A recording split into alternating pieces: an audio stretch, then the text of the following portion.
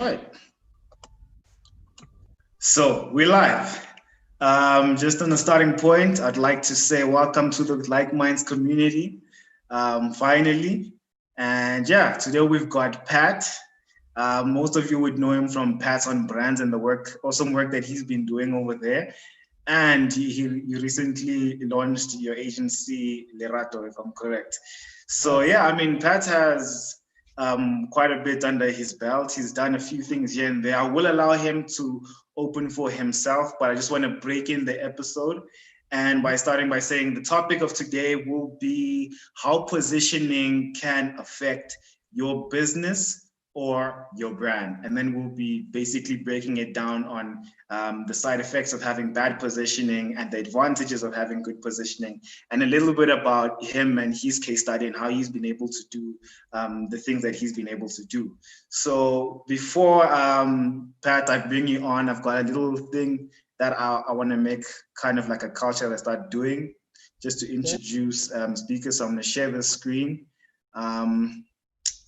Could have done more, but with the time I had, this is what we have. So you'll tell me if anything is incorrect, but so far what we have on you. So today we'll be speaking to Patrick Mahlangu. He identifies as a storyteller, and he's the founder of Pat on Brands and the Lerato.Agency. He is also a regular guest lecturer at the University of Johannesburg and Vega, which is, really, really dope. He's also the co-founder of Varsity TV, which from my understanding, he founded in 2015. So this is just a bit about Pat, and he'll just elaborate a little bit more on some of the stuff that he's done and where he's at. So that was my opening of you for the people to understand pretty much a little about you, but you can just break in and just give us a little bit of background on who Pat is. And I must say it is a bit awkward, sitting on the other side, because usually I'm the one asking people to tell their stories, Yeah. So tell us, give us a brief background about yourself and how it all started. Then they always say, where do I start? So I'm like, I'll start, because my journey really in marketing started 10 years ago, actually, when I was doing my first year at UJ. And at the time, I was actually an IT student, and I was looking for like a part-time job so that I can be able to buy myself a laptop, So imagine you're an IT student, you're doing programming, and you don't have the right tools, to be able to support your studies. And so I had to find a job. And one of the jobs that I landed was being a promoter for a company called Innovate Field Marketing. So, long story short, I got an opportunity to promote LG phones, and we were at Eastgate, and so I was just doing my thing, and I think at that time I really sort of enjoyed engaging with people. That was the start. But then again, when the brand manager for LG and the regional manager came through to just do some side visit, they were really like hyped up people. They showed like live, and I was like, see myself in them, I was like, I'm not that guy, and I think what I'm studying is not for me. And from there onwards, I really make a decision in terms of whether I continue with IT or I change my course to marketing. But then at that time, I was actually I was on NEPSIS. So when you're on NEPSIS, what it means is that pretty much you can't have unlimited time at university. You have to finish your course so that you can proceed. You can proceed. So I made a decision. I did my research and I stumbled upon. So I was doing a BCom in IT management. Then there was another course called information management. So with information management, you can choose marketing as a major. So, so I sort of had like a smooth transition, although it added the year, but it was a smooth one because I got credits for most of the subjects that I did. And I must say I thoroughly enjoyed information management. Then I did my honors in in marketing management.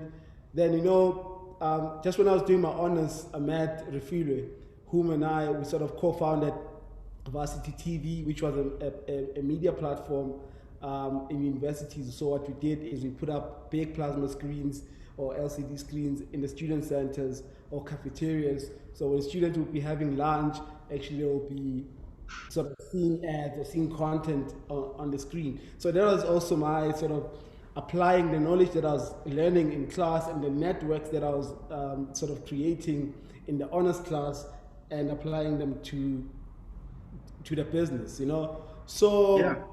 end of the year 2014, you know, Varsity TV is really sort of making strides. But then again, Raf and I was like to Raf, look, man, we're not gonna go find work. We actually need to make this thing work and sustain ourselves. But you're like, so Pat, he's from Polokwane. I'm from Oh, Tenelton in Pumalanga. So it's oh, not it's not like we okay. can go back home, you know, and Yeah. work in this thing. So like actually, let's do our masters. You know, if you register for our masters, we can still actually have accommodation, address, and we can still push this thing. So it was more of a business move. Absolutely. You know, I think Yeah. also in my mind, that's how sort of I mastered my entire life has always been predicated on strategy, you know, thinking strategically, you know, connecting the dots and really sort of getting what I want. So yeah, then strategically we made a decision. I qualified, he qualified, he registers for he's actually an engineering student Hmm. for a master's in civil engineering. I registered for a master's in business management and we carry on, you know, we do this thing and we really sort of I think I attribute sort of my knowledge for business, you know, because at the time when we were running Varsity TV, we faced so many challenges, you know, that actually right now when I look back, I'm like, damn, I've been through a lot, you know, and it also made me sort of it developed sort of a thick skin for business because you know when it's business, bro, it doesn't matter whether you're young and you're black and whatnot. There's people Yeah. that are way older than you that are gonna squash you, bro, and like you're like Most a piece of definitely. and that'll be the end of it. You know what I mean? So who's calling me? So yeah, so that's how it went, and we sorry about that. Like my phone rang and it's synced to my laptop. Then it's doing funny Oh, things. So okay. Okay. No stress. No stress. Let me put you back on track. Let's now talk. Let's fast track to Pattern Brands and how that started and what was your initiative behind that. yeah, so Patron Brand started off as a passion project. I was still running Varsity TV, you know, as the main business, and Patron Brand started off as a passion project. So pretty much it was inspired by Mags on Media. You know, I used to watch a lot of Mags on Media, Oh, yeah, yeah, yeah. tracking what brands are doing, and. So I figured if there's a Mags on Media, there can be a Patron Brands, and that's how it started. And Yeah. the story is that with me, how I'm gonna sort of stand out or be different is that I'm gonna give pats and slaps on brands, you know. Yeah. So that's how it all started, you know, giving reviews, you know, giving pats and slaps. So now the idea has evolved from just being a mere blog to now actually the positioning actually it's it being a media platform, having other voices sort of contributing content, writing articles, or whether it's social media, profiling other you know, youth-owned small businesses, you know, really sort of entrenching the platform in the community that it serves. I mean, that it serves. Then again, the Pattern Brands dialogue started last year, you know, again as an extension of Pattern Brands because I learned somewhere that actually at is it New York Times, you know, New York Times has a head of events as a media platform, you know, and if because I always think to myself, if a big brand with muscle that is well known is doing something, clearly there must be value in what they're doing. You know what I mean? I Yeah. mean, you Yeah. can't just post events for fun. What is Yeah. it? I always think about the strategic intent behind such a decision. Then I learned that actually it's a great way of, you know, exposing your brand to a broader community and also, I mean, and also attracting potential advertisers, sponsors. So that's how it really started, and that's where it is now. I mean, also I do sort of similar things that you're doing right now with the With online like, We used to Yeah. have events here at Sumuloko, but now due to COVID, we're forced to move to the online space. So that's where Pattern Yeah. Brands, that's the short, The uh, short version. short version of Pattern Brands. Okay, I mean, look, really dope branding, dope concept. I mean, anyone who has been on the Pattern Brands website or has seen some of your stuff would know that. Okay, cool. It's really well put together, and I like your the version of your story, or at least the beginning of your story, or of how you started as a blog, and you were just doing it as a review type thing, and then once you built the actual community, the next stage or the next best thing was to start creating events where you would monetize what you called your platform and make money off of that and create some kind of a business model and a revenue, which is really, it's really just part of the positioning conversation altogether. So yeah, I'm really glad that we touched on that. But now, okay, actually, before we start, see, I was about to get heated there. Before we start, I just want to say a shout out to everybody who's on our platforms now. If you're on YouTube, if you're on Facebook, or if you're on Twitter, please do. Well, if you have any questions for us in terms of the positioning conversation that we're about to have, please send your questions in. There will be a time for us to do a Q&A if there are any questions. But other than that, yeah, shout out to everybody that's on there and for supporting the platform. And yeah, so as we're about to get into this conversation, I really want us to speak about, first and foremost, what is positioning? Before we go into the side effects, advantages, or anything, let's start with the beginning. What is positioning? What does positioning mean to Pat? And how do you incorporate it in your strategy? So pretty much positioning is really about the conceptual place that you want your brand to hold in your target audience or target customer's mind. So it's not necessarily sort of a location thing where you have to be located. It's actually a special place that you hold in your in your consumer's mind. For example, if you think about cold drink, or if you think about fizzy drink, what comes first, or which brand comes first to your mind? And I think if there's one Probably brand, Coke. so positioning is really about that conceptual place that you will hold in your consumer's mind. And also there's different sort of ways in which you can position, or various types of positioning. You can either position yourself from a value perspective, from a price perspective, from a quality perspective, from a benefit perspective. So there's really different ways or different methods you can position your brand Yeah. in the consumer's mind. For example, some brands would go for price, for example, to say we the most affordable entry level car, for example. Yeah. That's I mean, we can look at many case studies, especially when it comes to positioning. We have brands like your Toyota, where they've got Lexus and they've got the normal Toyota models.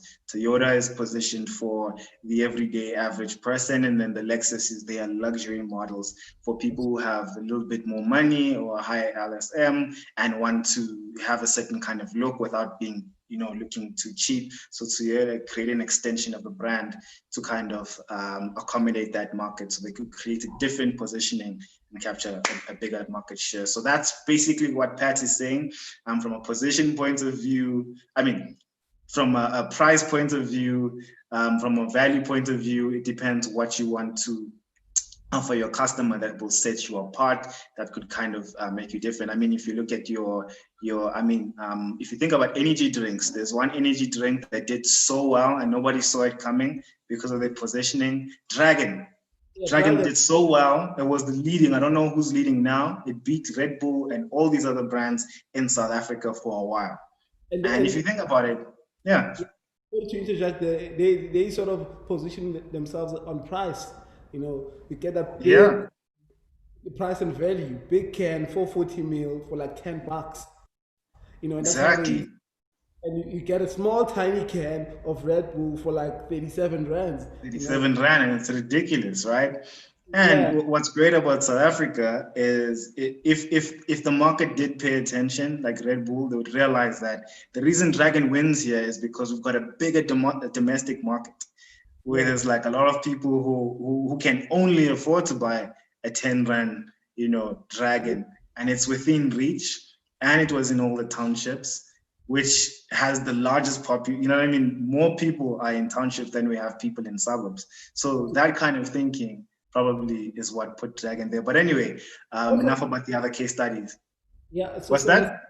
I'm saying on the same breath, if you look at, I think the biggest, I don't want to say maybe mistake that most sort of local brands that tend to do, if you think about it, everyone is targeting the premium space or the premium segment. If you think about Yes. like Makosa, you think about Zyanda, and Yeah. they sort of forget about the mass market, where they can actually push higher volumes. Like, for example, with the case study of Dragon, they went for the masses, and again, accessibility. You'd be driving in your car, you'd find a guy on a street corner selling it off a cooler box, for $10, and for you, And yeah. And guess what? No big advertising, no big campaigns, not the just campaign. pure salesmanship and strategy Absolutely, and positioning, right? Because it absolutely. was positioned very well in terms of what market and what price point and what value that does it offer, because people love the way it tastes, because people in the domestic market would value what something tastes more than what something looks like, even though that's a debatable point on different brands. But in this instance, people wouldn't support a brand that doesn't taste good, you know what I Yes. mean, and isn't accessible and has a bad, you know what I mean. So positioning is yeah, it's a well thought of strategy in that case. But now let's talk about pattern brands, right? What was your strategy? What was your positioning strategy with pattern brands? How are you aiming to stand out? Whereas you've got a lot of platforms that do similar things. You've got 10 over 5, you've got Likeminds, you've got creative mornings, you've got so many other people who do talks and extensions and reviews. What was your positioning, your sweet spot in terms of pattern brands? So with parent brands, I think especially when it comes to the dialogue, it's really for people that have a passion for marketing and branding in Yeah. general. So mine is really like super sort of targeted to the marketing and advertising slash communication space. Yeah. So that's what the positioning is. Yes, sometimes it's easier to spill over, but I think what I've managed to do over time is that whoever comes on the platform has somewhat built a brand or has a certain level of experience in marketing or brand building. So that's how it is. Whereas some people would host anyone who's just making impact, irrespective of industry. Mm. Or for Yeah. example, you have access to Caesar Ngasana. He's a Yeah. prominent figure in the finance slash banking space, and more recently in education. Just because of his stature, you might wanna have a dialogue with him. But whereas with Patron Brands, if I were to maybe host him, it would really be about maybe Future Nations as an education brand, other than his journey as a CA and how he sort of got where he is today. So the positioning it's really around the marketing space. But then again, I think we've changed positions for quite some time, because at first, I was Patron Brands. Yeah. So I was Patron Brands. People looked at me and be like, "Yo, okay, you are Patron Brands." Actually, now more recently, after Lerato, they call me Mr. Lerato. When I call my friends, when they hit me up, so yo, Mr. Lerato. But and also the challenge that I had with Patron Brands is because sometimes um, having named a, a service or a product or a platform after yourself, the challenge becomes then how do you separate? How is this thing going to live beyond you? You Yeah. know, Yeah. like Yeah. with you, I think it's easy. Like Minds, it's its own entity. Yeah. It's literally. And I was engaging with your team before I even spoke to you. You know what I mean? Yeah, yeah, Likeminds is actually its own ecosystem, and with or without you, I think it will carry on yeah, living its own life. So then now when you have Patron Brands, who's now the face of it, who's now hosting the dialogues, who's now um, writing articles, it's all Pat, everything Pat everywhere. Then yeah. it becomes a bit confusing. And actually, that's why I even ended up launching Lerato, because it was Oh, hard, it was challenging for me to position Patron Brands as both a media platform and an agency. okay, okay, I see. Even though on my company description I'd say, oh, Patron Brands is an online media platform and a boutique marketing. You know, the agency part is Yeah. not, it's not coming out strong, and it's not attracting the right clientele. You know what I mean? Because then someone will say, okay, Pat, fine, I hear you. So where can I find more information on your services? Then you go to Google and you say Patron Brands. What comes up is Mm. patronbrands.com. What you see on patronbrands.com, you see articles, you see brand stories, you see Patron Brands dialogues, and nothing about the What services. you actually do for people as a Yeah, service. yeah. Yeah, so the positioning, which is interesting because now you're going through an actual positioning issue and solved it via creating or founding another agency. And let's actually, I like that we came here. Let's talk about the bad side effects of positioning, or the bad effects of having bad positioning or not having good positioning or clear positioning. Yeah, Mhm. for your brand or your business. Let's talk about that. Like, So there's a few challenges, and one is confusion. You know, if you don't position yourself right and you stand for anything and everything, then you end up confusing your clientele in terms of what does this actually guy, I mean, what does this guy do? You know, mm. we can even um, bring it to our personal brands, like you, Matt. You know, like, Yeah. what do you want to be known for? Are you an entrepreneur? Are you a hustler? Okay. Are you a marketing guy? You know, Yeah. what is that one thing when they say Pat Mahlangu comes into people's, Mm.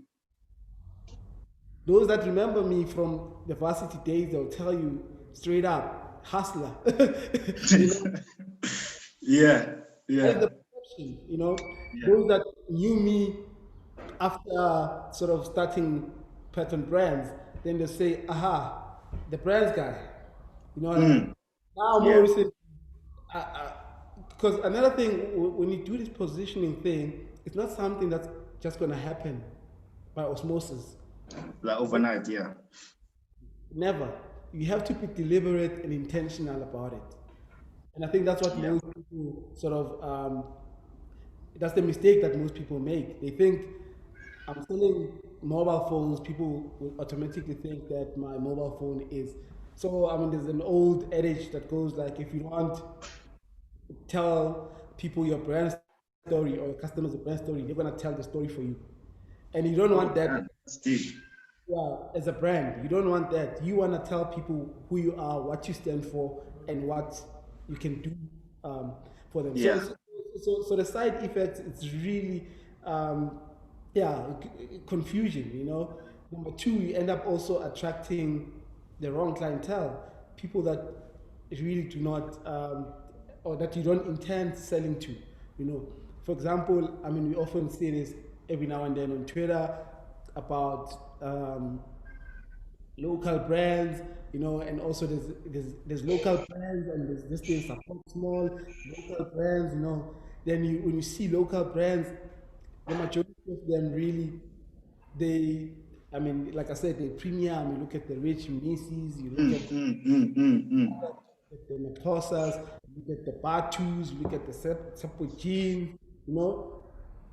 The majority of them, they're really positioning themselves in the premium space, but they don't tell the consumer that we are actually premium. We're not for everyone. And the reason why I'm saying that is that how they communicate and how sort of they relate the story.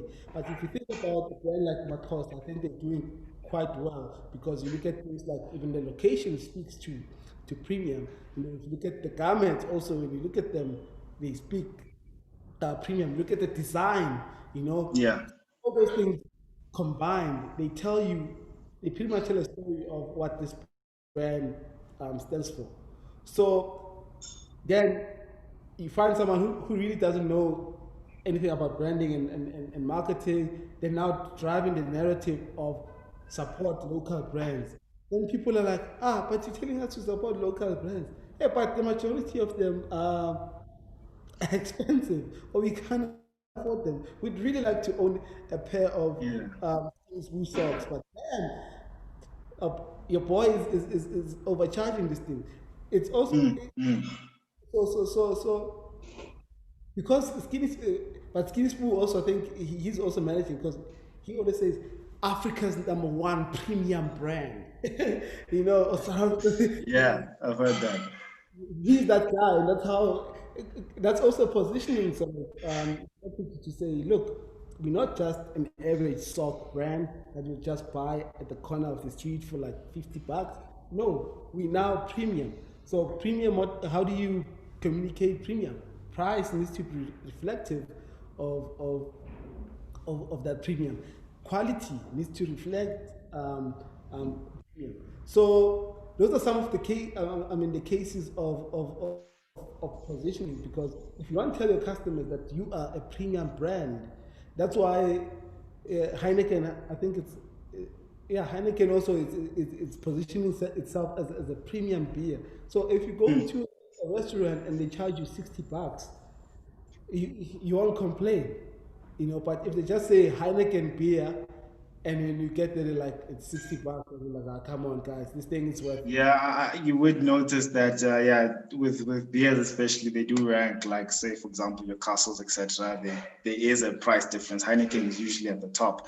Yeah. So they do come in at a premium rate. I also like the examples you made with Rich and with Laduma's brand. With Makosa, I feel like I think Makosa figured it out. The Makosa brand has figured it out because it's like, as much as it's expensive, people don't complain negatively about the price. Yeah. They say, I can't wait till I save up to have that garment. As opposed to, your boy's overcharging us for some pair of jeans. You know what I mean? So that's what positioning, I think when positioning is done right, it looks like that, as opposed to anything else. I think once your audience starts to feel that the price of your product isn't what we're willing to pay, or it's too expensive, you haven't positioned yourself really well. Really well. You know who also did, who did a fantastic job around positioning? The Diamond DBS. Who's that? DBS, the diamond mining company. Oh, yes. That's like the ultimate case study of positioning of a product or of a brand. Diamonds were never precious. Stones. Never. Yeah. Africa, we never had a shortage of diamonds. It wasn't like diamonds were like, how can I put it? Were just a mere commodity, that's easily accessible. And what they ended up doing, what the BS did, was to limit the supply, actually control the supply of diamonds and make it exclusive. And they ran a killer campaign. Remember that the tagline, "Diamonds are forever." Yes. Worldwide. That was a year's campaign. Then they then came back and said, a girl's best friend is a diamond ring. To that effect. So what they did is they took this commodity. Oh, then they came back and said to gents, it'll take you 3 months of, 3 months of your salary to be able to afford a diamond ring. Irrespective of whether you are a plumber, you're an accountant, you are a CEO. Yeah. You know, if you want to propose Okay. to a girl using a diamond ring, it will take you 3 months. And that's when now the positioning around it came to being this precious stone that if you're wearing a diamond ring, if you're a girl, you must um, be proposed or get proposed with a diamond ring. Otherwise, it's not. The proposal is worth nothing, and it worked so well. Like Yeah. when they started, I think 10% of the U.S. population were using. Actually, under 10% of the U.S. Population were using diamond rings as proposed. For proposals, and now the number has skyrocketed to like 80, 90%, if not more, even. And that's the power of positioning a commodity, and you make it look like it's a scarce commodity. It's premium, it's precious. So Mm. that's also a classic case study. If you want to learn more, actually, to anyone that's watching this, there's a fascinating podcast called Business Wars. Actually, there's a series called Diamond Wars, and it just beautifully tells the story of how diamonds became this precious commodity that we ladies also love today. Like, even though I know the story behind it, I still feel the pressure that one day when I pop the question, it has to be a diamond ring. No, it has to be. So yeah, no, definitely. I think those were some really good examples. And of course, before we go forward, I just want to say if there's any questions that anybody has concerning positioning, then now's the time.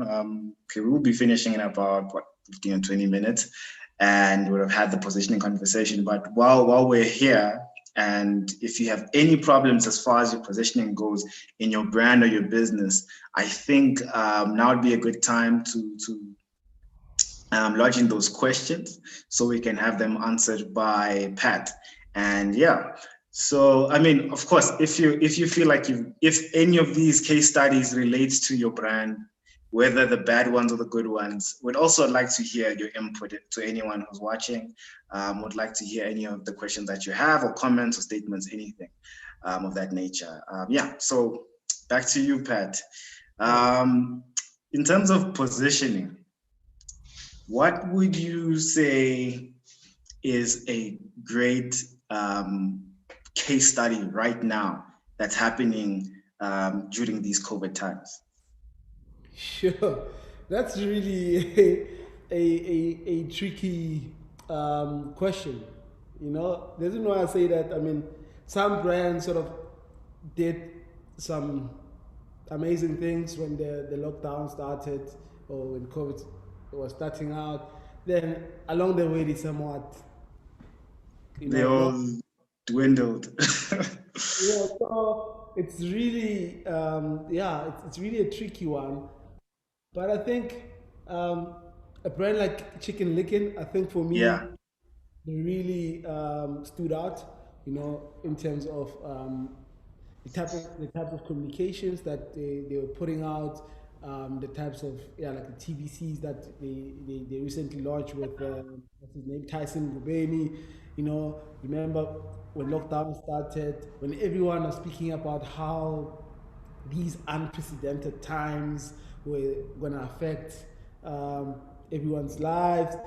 They took a different direction, and they used humor throughout the lockdown, and they've been sort of consistent in that way. I think Chicken Licken, from a positioning slash communications point of view, they were consistent throughout the lockdown. Then we also saw some pieces of communications from Nike. Nike also, I think, what they did during the lockdown it was really sort of amazing. Some emotive Yeah.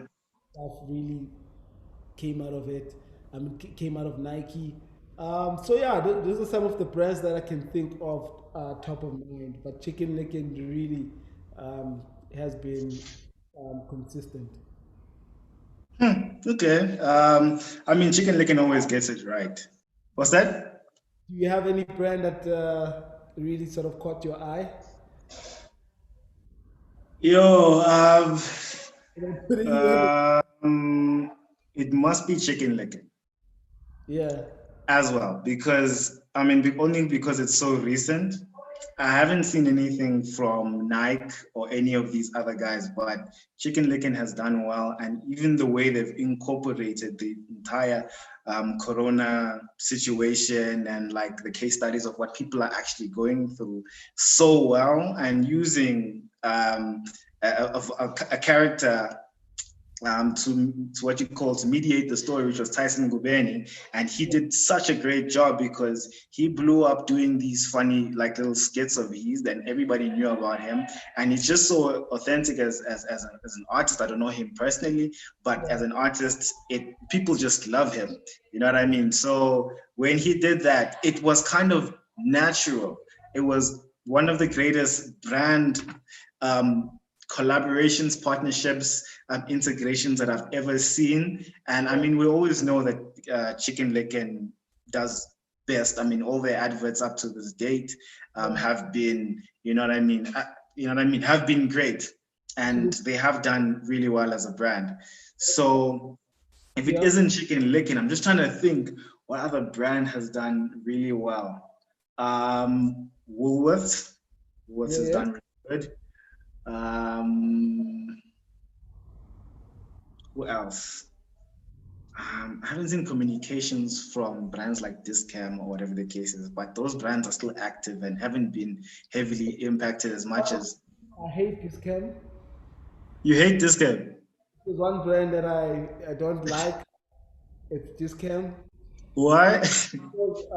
I mean, they've been sort of caught out doing unscrupulous business.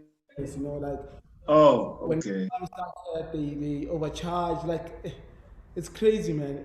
I hate like Yeah, okay. The whole overcharging thing was a low ball, and they were really just trying to, you know, um, how do they say? When there's kind of like the diamond case study, when there's a lack of supply, the demand gets higher, and you can kind of charge as much as you want for it. So but the thing is, charging more than what you charge. Like for example, if Coke was scarce and it went from 10 to 50 rand, and this was done by the brand itself, you risk what you call damaging your brand altogether because you've sold out to your audience. You know what I mean? You basically were a sellout.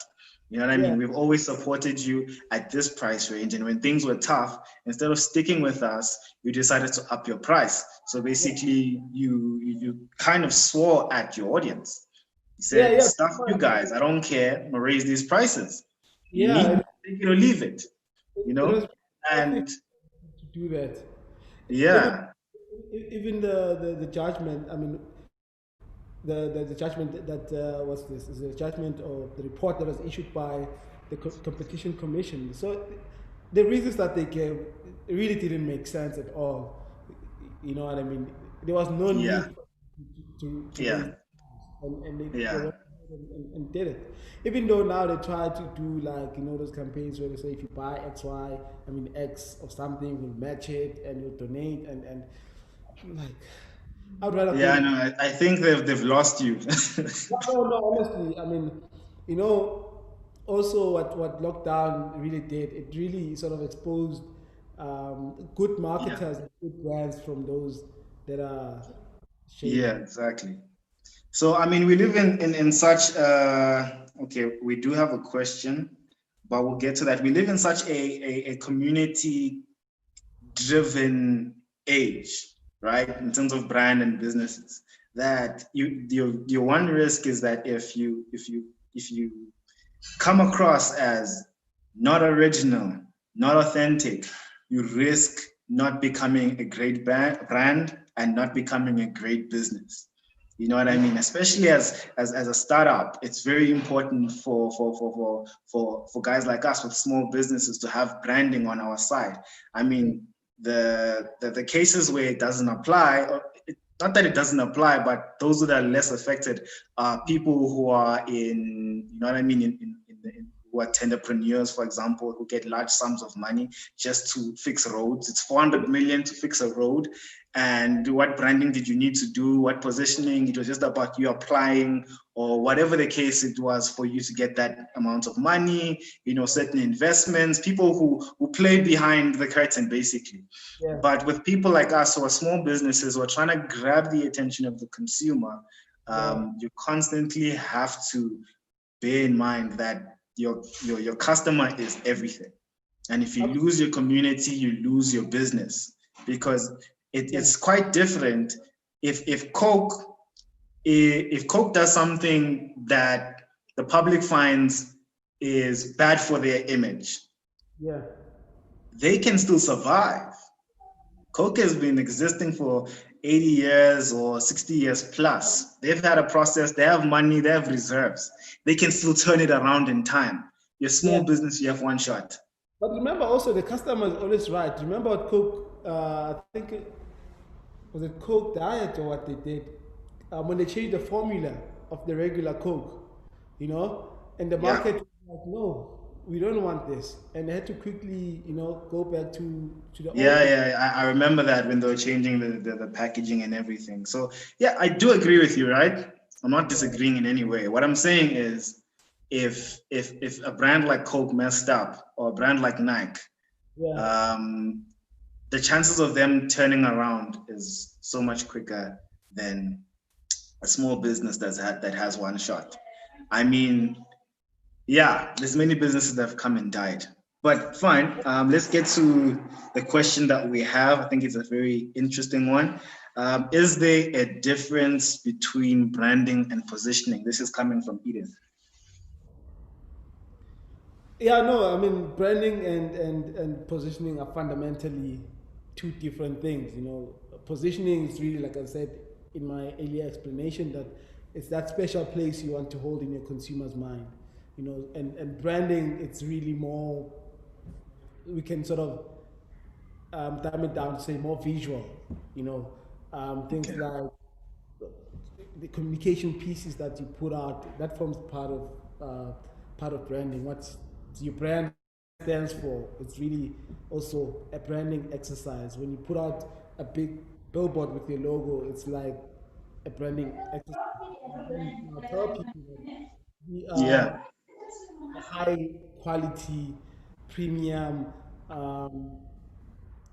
boutique hotel, for example, then that's a sort of a positioning exercise. But the lines can be easily blurred, and the two sort of can be used interchangeably, but there are fundamental differences. Okay, I mean, I actually don't share too much of a difference. I do branding. I'm just checking if we have any other comments. Just for now. Anyway, just checking with my team. So I don't have a different view. Branding is definitely, it is more visual, right, than positioning is. And positioning is part of branding, but it's also part of marketing. So it can be a not visual thing, right? So that could be an argument that you get from a brand strategist, where they'd be like, dude, branding isn't completely visual. Branding is also, you know what I mean, strategy at the same time. It's like helping your customers and you can find out. Position yourself. Yeah. If you say it like that, then there we go. I mean, if we have to put it out there, and we have to come with two concrete differences on the two. What is branding? What is positioning? What would you say? Okay, I'll help you. I'll take branding, you'll take positioning. Let's try. Let's try. So for me, fundamentally, not including positioning, I think branding is a constant application of strategies that help the customer's perception change of what the brand is or what the brand stands for, which is what you said. Yes. Which has nothing to do with positioning, but it's mixed, but has nothing to do with positioning exactly. And yeah, that's my understanding of branding. It's a constant doing of like keeping up your communications, your brand guide, making sure you have the same colors on every flyer or every communication piece, that sort of thing. That constitutes what branding is, more or less. Yeah. And then in fact, you can take positioning. So then positioning is, for example, luxury car. What comes? Rolls Royce. You know, that's the positioning that they've really done. We haven't spoken about the RR logo. We haven't spoken about the spirit of advocacy.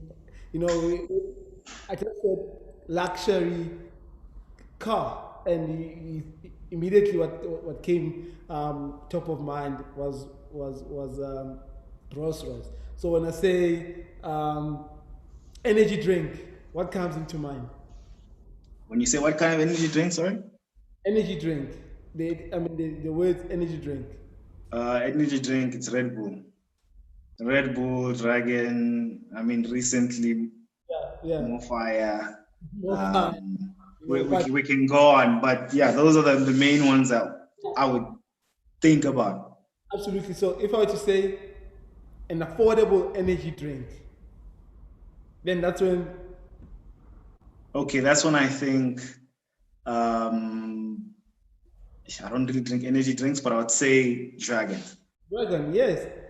So really, it's when someone mentions a category, or a category or a product, your brand sort of coming out top of mind. That's what. That's the main objective for any positioning exercise. In a brand or a business. You know what I mean? So, yeah. Okay. That was a good example. That was a good one. So that's what I think positioning is really about. So branding, it's really that story of like, for example, when you say the Greek goddess of victory, for example. Yeah. Because I know Greek mythology, of course, I think of like Athena. But wait, what? Nike. Wait, okay. Okay, I didn't know that. Okay, I was somewhere else. Okay, my bad. I was like, when you said Greek mythology and goddess and whatever, I was thinking there. Okay. So, like I said, in my earlier sort of explanation was that yes, the two can be easily used interchangeably, but fundamentally they are different. They're different, yeah. They definitely are. I think, if anything, positioning helps branding and helps marketing, because essentially the process is actually branding first. Sometimes it's in a different order, but usually it's branding first. Who are you, first of all? Because marketing is like the what, right? Yeah. The benefits. You're selling the benefits. You're putting it into the customer's pocket, right? And that would be marketing. Like you said, with the field marketing that you've done, you have to kind of sell the customer on why this is such a great product, or why this would be good for you right there on the spot. But it's not branding, because you're not talking about like why this brand stands for this, why this brand stands for that. You know what I mean? You're not like, okay, these are their values and this is that. You're just trying to sell the product. So essentially that's sales and marketing, whereas positioning is included in that, and it makes it stronger, because at the end of the day, when the client goes home, then the positioning of your brand stays in mind. You know what I mean? But then again, I think You're right. The point of positioning is just to be top of mind. Yeah, right? If I'm looking for a graphic designer, who do I think of? You know what I mean? Oh, yeah. those three people. That's positioning. So I think, Sorry to interject yeah, there. You know, it's interesting recently what the race is in the agency world. You know, the topic around transformation, you know. So yeah, now the race between who's the largest black owned agency and who's the largest black founded agency. yeah, You know what I mean? So you look at the guys that are sort of that are running bigger agencies than I am. So the narrative now is really okay. So for the longest time, the race was around who's the largest black-owned agency. I'm not gonna name them, but if you yeah, follow, of course. but you'll hear this. So now Those who know. those know, yeah, exactly. Those who know, it's always been okay. We want to be the largest South African entirely owned agency, for example, because you know Yeah, most of our agencies, unfortunately, are owned by big global groups. You know, yeah, so now it's like, okay, how do they position themselves when they go to client? They're like, okay, look, we are the largest independently owned agency. That's also a positioning. It's not a branding exercise. It's really a positioning space. To say if you are looking for the largest proudly South African agency, when I come to think of us. yeah. Okay. Already right now you can think of an agency in your mind. Actually, which one, if you are exposed to that space, which one is sort of positioning itself as the largest single, I mean, locally owned agency. Then there's those that say, okay, we are the largest black-owned agency. You know? Yeah. Then I think, I mean, a lot of people have that narrative going on. Oh, we have another question oh, that just came in. Hey, damn, time really moves. We're actually almost out of time. yeah, that's quite interesting, man. It really does. So the next question is, do you think that sometimes small businesses do not have the funds to establish that positioning?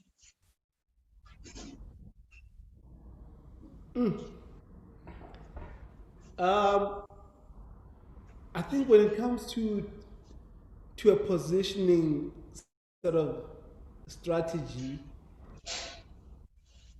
it has little to do with funds. You know what I mean? If some would say, but no, Pat, for you to open a store, is if you say you're a premium brand, then you need to open a store in Mall of Africa or at Central City. Then you know that argument also will be valid. But then again, when you start out, you start out with nothing. I like many businesses, you know. Mm, I pretty much started Lerato with nothing. I started Pattern Brands, nothing. But I yeah, managed to find a niche. So positioning also as a small business, I'd say look at a gap in the market that no one is really sort of focusing on.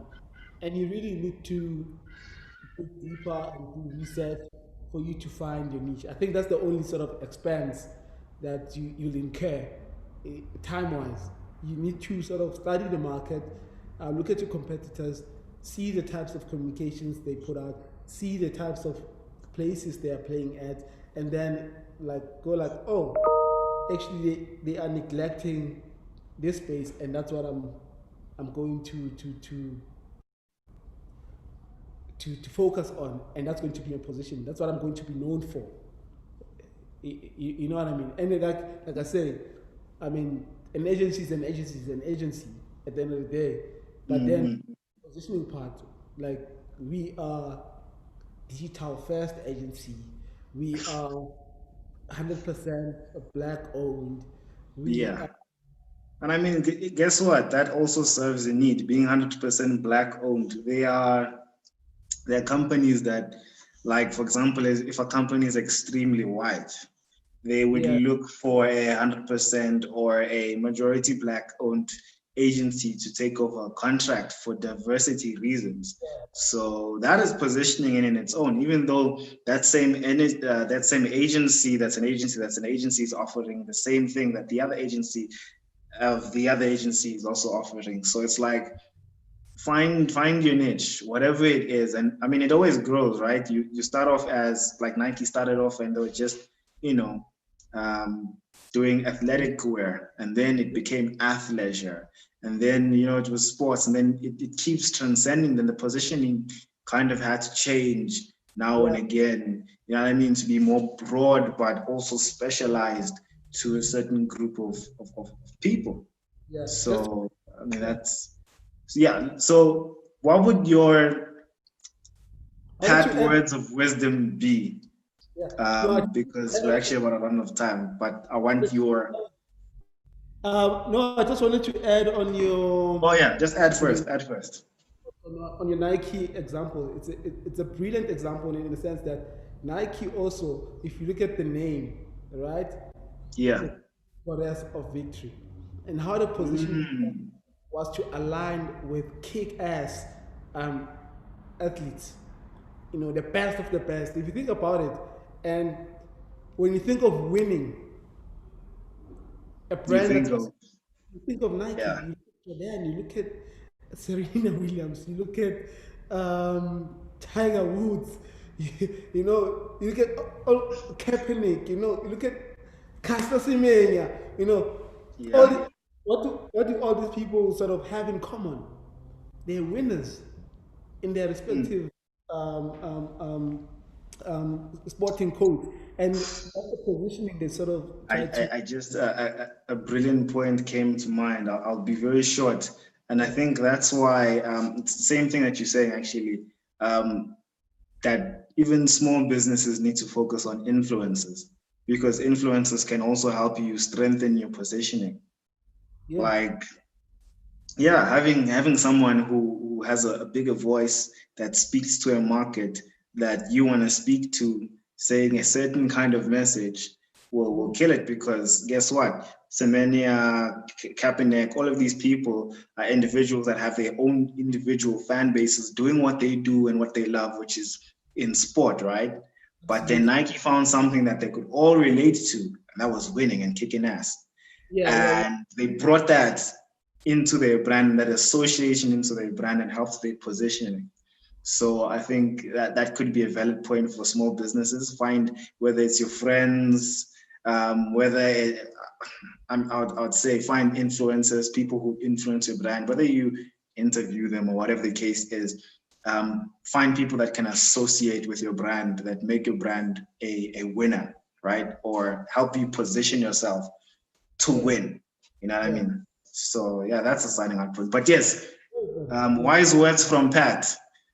Before we Why? sign out, wise words from Pat. From this whole conversation, what are your wise words? What would you like to leave our audience with before we sign out? Yo, no pressure, no diamond. That's like my motto right now. Whenever I feel like um, I'm not comfortable with doing something, actually, that's where it matters the most. And I think what COVID-19 also has done was to also force us to do the things that we've always wanted to do, but Mm, always found excuses not to do them. I know a lot of people that started working on their side hustles during this time. Simply because they can see that there's no other way but to do what we need to do so that we can get where we want to. So whenever you feel like there's a feeling of discomfort, you're doing something that actually shows that you're growing. So um, when those diamonds sort of come into being in Kimberley, there's this pressure that you know that sort of goes against, and what you have that goes against each other. What you end mm, up having is what you call a diamond, which is what we all love. But really, yeah, so never be comfortable with being comfortable. Always put yourself in uncomfortable positions and conditions, and that's how you realize your growth. Lerato, for example, also, I mean, I've always said I'm gonna own an agency, but what COVID-19 really did, it pushed me in the corner. Like, dude, you gotta do something, Yeah. positioning of Pattern Brands as both a media platform and a boutique agency is not going to take you any far. And that pressure, because also I'm a full-time entrepreneur, it's not like Pattern Brands, I'm doing it as a side hustle. It's something that I've been doing full-time since the 15th of August in 2019. Actually, in 2 days' time, it will be my 1-year anniversary.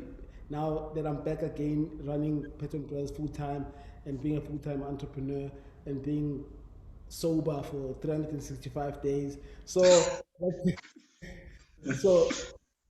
so for me, actually, even my friends, when they ask, like, so how has COVID impacted you, and those cliche questions, like, I don't know what normal is, because I've always put myself in uncomfortable positions. I mean, that's a good one. That's a good one. Yeah, it usually probably is worth it when it feels like, damn, this is not my comfort zone. Usually is. Okay, yeah. Even with working out, no pain, no gain. No pain, no gain. True that. So thank you, Pat, once again for coming on the platform and sharing your knowledge and insight. I found that very valuable, that we could break down positioning that the way we did.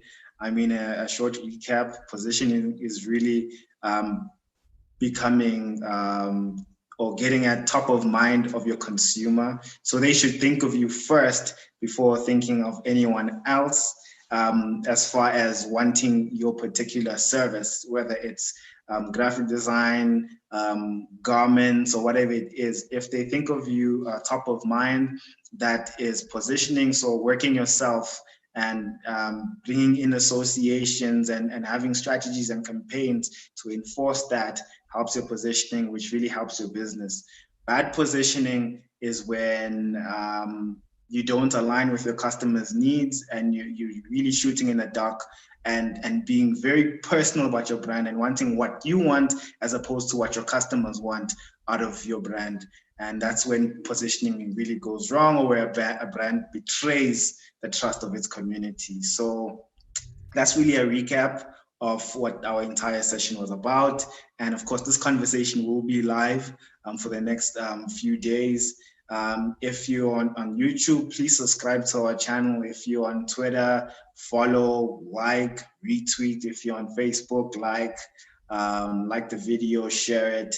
And yeah, guys, we'll be having more conversations like this one. And yeah, once again, Pat, thank you for coming onto the platform. It was a pleasure having you on and just picking your mind about these various insights.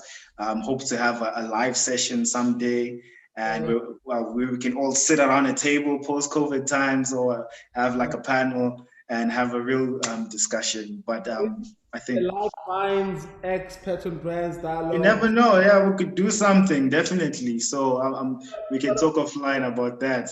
But yeah.